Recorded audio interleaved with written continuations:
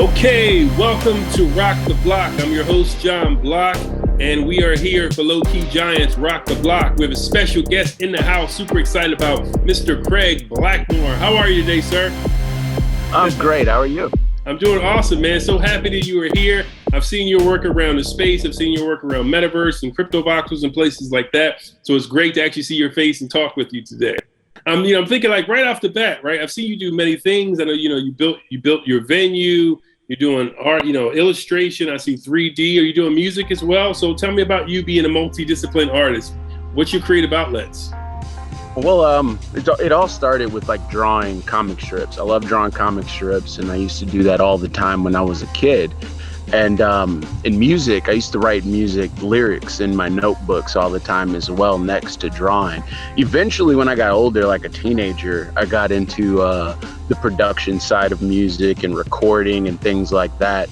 And that's what really started all of the different creative directions. Is once I started to produce and record my own music, I wanted to film my own music videos. I wanted to direct the different projects that my music's going for, because I always wanted to score movies. So I started to learn about the production, the way to produce movies and write movies and scripts and things like that, and different camera techniques. I went to school a little bit for it, but yeah, it all started with me making the music and needing somewhere to put it without actually having to apply for record labels or find someone to give me the platform. I wanted to always create it myself.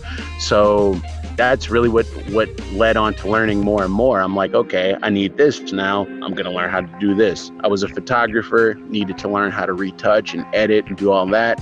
So yeah, I just filled in all the gaps with more knowledge. And now it's at a point where for bigger productions, I know how to hire people to take certain jobs because I've done them before. So yeah, I'm like, if I'm going to be an artist, I'm going to go all in, and I'm going to learn as much about creating and the creative process as I can. So that's what really started that hunger to learn new crafts and new mediums and things like that. Wow, that's amazing. So, and we know that this, NFT blockchain space allows you, like you said, to express all of those different creative aspects.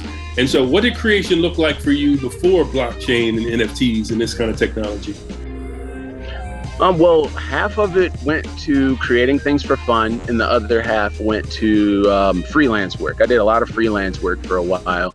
I had some creative jobs, like I've worked for Live Nation before. I've worked for, I've done things for Xfinity, like for their advertisements, and it's cool, but you never really get paid what you deserve with that. So that's when I started to do freelance, and that opened me up to more job opportunities and whatnot. But for the most part, I tried to create my own art and then find places to sell it, or do like music videos, animations for music videos or things like that.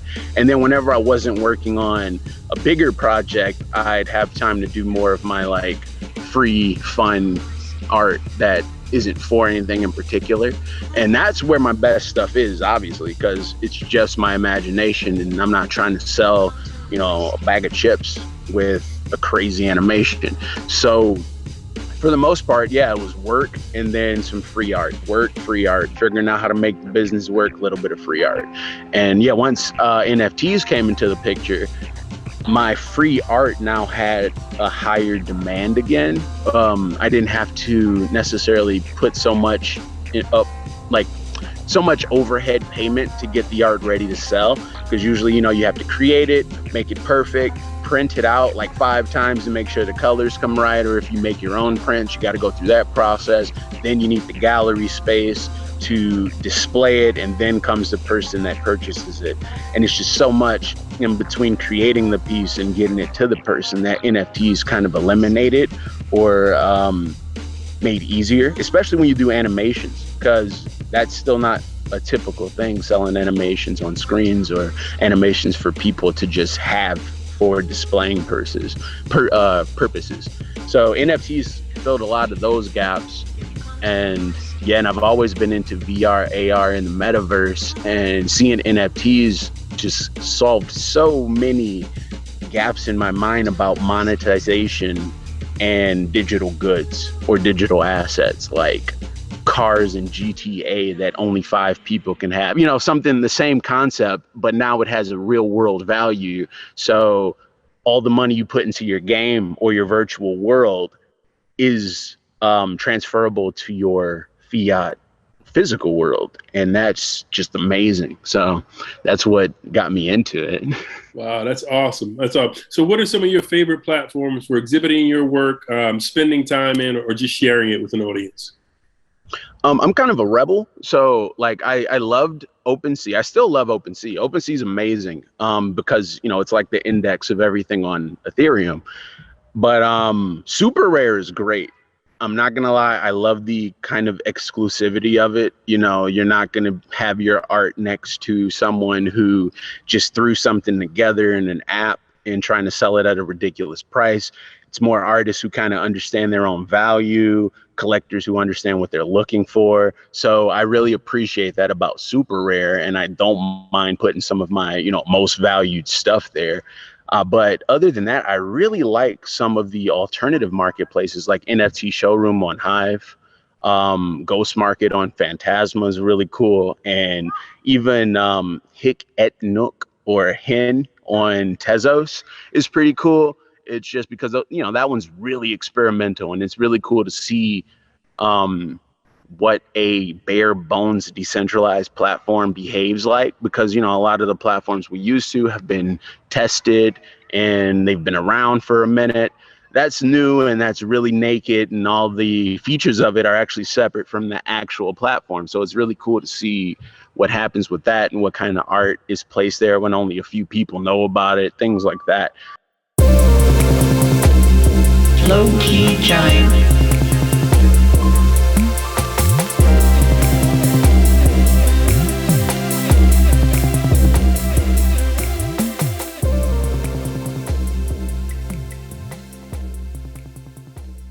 Well, I got into crypto in 2017 during the initial Bitcoin bull run, that first one. And I always held some tokens since then, but I kind of put the technology on the back burner because, you know, it was over after the crash, and then everyone was like, all right, back to regular life now. And I was kind of the same way. But I remember during that research, I learned about different things or different ways that artists were using blockchain technology to authenticate their art via scannable stickers. And after things started to shut down in 2020, I was always prepared to go virtual. You know, like that was never a new thing, but I wanted to find a way to have an edge on it. And at that time, I was looking at other investments, other cryptocurrencies to get into. Ethereum was still under $200 at the time. And I was like, well, I know Ethereum's going to do great. So I got really into Ethereum and the technology behind it. And then when I started looking at art and Ethereum, OpenSea came up. And I was like, well, this is great. It's like Instagram, except you have the potential to actually make some money off of your own work versus Facebook getting to make all the money off your own work. So I threw some pieces on OpenSea to just see what happens. And a couple collectors, we have Pharaoh, M. Pharaoh from NFT.Black was one of my first collectors. Lander was one of my first collectors. And after that, they kind of brought me into the game. Some taught me the ropes, taught me like what this really was. They're like, you know, Pharaoh was telling me like, yo, you don't know what you just stepped into. He's like, yeah, it's art and all that, but dude, no, listen. And he was telling me about what was going on in Asia, because it was huge at the time in Asia, and how he was showing me different artists who would drop like a card series that would sell out in hours. And I'm like, what? I'm like, this is a thing? And so I was all in. I was like, there's nothing else going on in the world. Everything's locked down. So I'm like, I'm going to learn about this, and I'm going to get into this because it makes sense for what I'm trying to do, bigger picture. And yeah, I haven't looked back since. It's been like at some point I was even dreaming about crypto stuff. You know, it was so much to learn and such a cool new world within a world. So Wow, I stumbled upon it. That's amazing. Well, you're in this now and you're doing the thing. So what tips, like if you had to simplify it, right? Maybe like what 3 tips would you give to artists who maybe they're on the outside looking in and they're seeing you, wow, Craig's getting down. He's actually selling work and he's doing his thing. What 3 tips would you give to a new artist? Research. Do your own research for sure, because now that NFTs are as popular as they are, there's a lot of bad markets and there's a lot of good markets. There's a lot of projects that literally just came up 30 minutes ago and they're going to tell you that it's been there forever and that it's, flawless, when in reality, even the old markets aren't flawless. Be careful what you meant. Don't steal people's artwork and avoid scams. Protect your email address, because most people are open with their email, but in crypto, you need new identity. So you need new email, new phone number to work with, all that to protect you from what's out there, because it's still the Wild West and the scammers are lurking. Stay patient, because collectors, like I said, it's new. There's not 1 million NFT collectors yet. There's maybe 1,000. Artists are collectors too on the lower end, but like the actual whales who are collecting, it's only a few of them. So you got to be patient, especially if you're dropping expensive work. It may not sell now, but the blockchain knows the date that your work was minted, and that's important. The older it is, it still gets value, just like collectible coins. That's what you got to think of your artwork as. I look at it kind of like, this is the art that goes onto a collectible coin. So you're etching your art into this token, and this token allows you to attach music to it, allows you to attach digital goods to it, 3D objects to it. So yeah, it may take some time before the collector comes, but keep promoting yourself and keep your head up, because it can get crazy. You can create something that's so dope, and your friends can create some stuff that's so dope, and then you see a random person out of nowhere sell like pixelated poop for $1 million. It happens. It's gonna happen, but that's got nothing to do with you. So don't let it, deter you from getting involved and learning about it and finding your way to use it, because it's new. No one owns it. It's decentralized technology. So if you have a vision for it, this is where you can test it, because people got money and they're supporting ideas that are good. On Twitter, you can just ask someone to pop up. It's pretty cool. Wow, that's really amazing tips. Everybody definitely rewind, go back and listen to those tips again from Mr. Craig Blackmore. Those are awesome tips for getting started. So, Craig, tell us about current or upcoming projects that you have right now that we all should know about and keep an eye out for.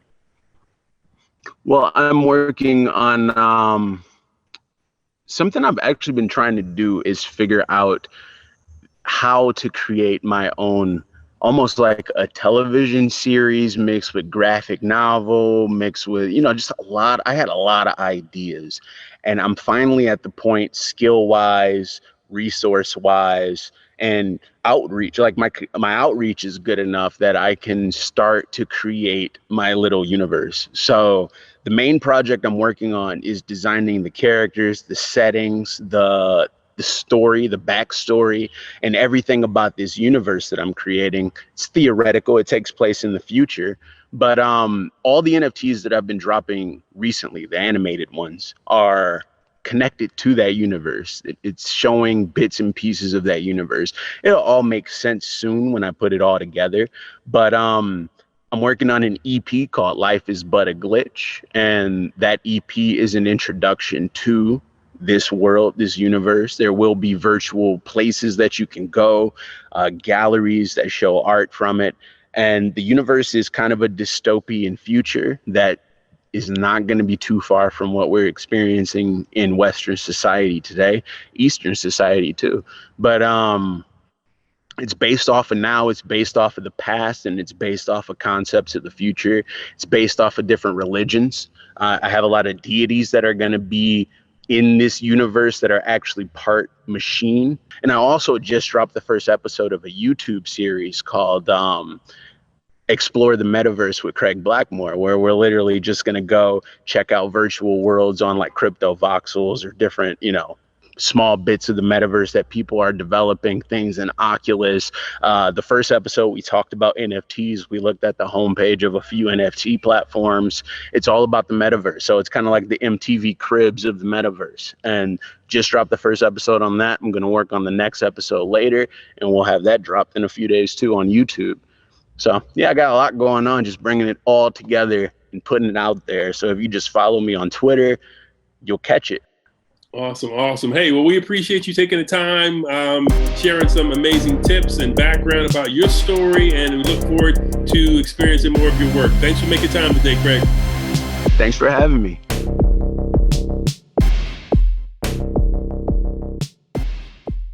Low Key Giant.